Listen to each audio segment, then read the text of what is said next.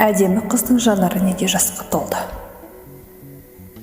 Астанадан пойызды қайтып келе жатып, көңілсіз бір жағдайға тап болдым. Біз плацкартта болдық.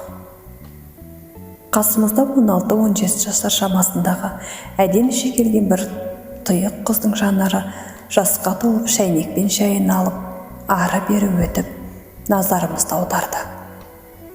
Жұрттың бәрі, "Мынаға не болған?" деп таң қалысып жатты.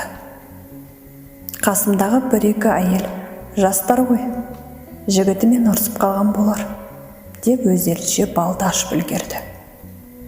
Қызық көріп, мен де орнымнан тұрдым да, сол жерден өтіп бара жатқан сыңай танытып, жай ғана ішке қарай көз қиямды салдым. Сөйтсем, дастарханда жалғыз өзі отыр. Қасында жан баласы жоқ. Кішкентай ғана дастарханда түрлі тағаммен безендіріп тастапты. Вагондағы бүкіл әйелдер сол қыздың түсініксіз әрекетіне таң қалысып, соны қызық көріп сырттай тамашалауда. Сұлу қыз үстіне бүкіл әдемі киімін киіп алған. Боянған жасанғаны тағы бар.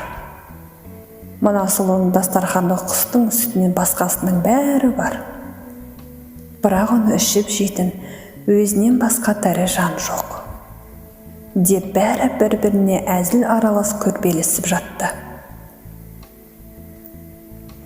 Қыздың өзінен сұрайын десе, көзі жасқа толып, тіпті бізге жауап беретін жағдайда емес. Арадан жарты сағат өтті. Бір кезде әлгі қыз қолын көтеріп, іштей дұға жасап, бетін сипады да дастарханнан тұрды. Бәрімізге бір-бір бөліктен торт таратып, сонымен қатар салат, тамақтан ауыз тигізді. Аң-таң болған көпшіліктің қыздан жағдайдың мән-жайын сұрастырып жатыр. Сөйтсек, сол күні әлгі қыздың 1 жыл бұрын қайтыс болған анасының туған күні екен. Анасының қайтыс болғаннан кейінгі 1-ші туған күнін жолда өткізіпті. Тірі күнінде анасына әр туған күнінде өз қолымен торт пісіруді әдетке айналдырған бойжеткен, бұл жолы да өз қолымен пісірген тортын жолға бірге алып шығыпты. Пендеміз ғой. Мәселенің анық-қанығын білмей жатып, ойланбай әр нәрсені әңгіме қылдық.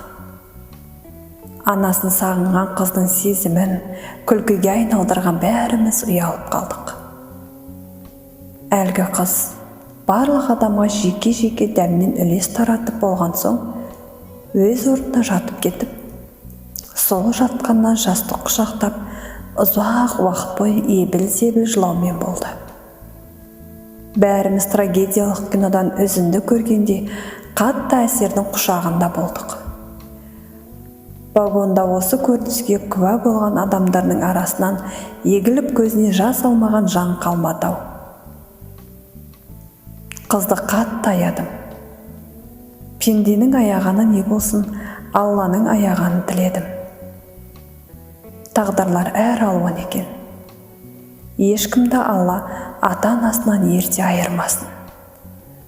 Қыздың жас үйілген жанары әліге дейін көз алдымнан кетер емес.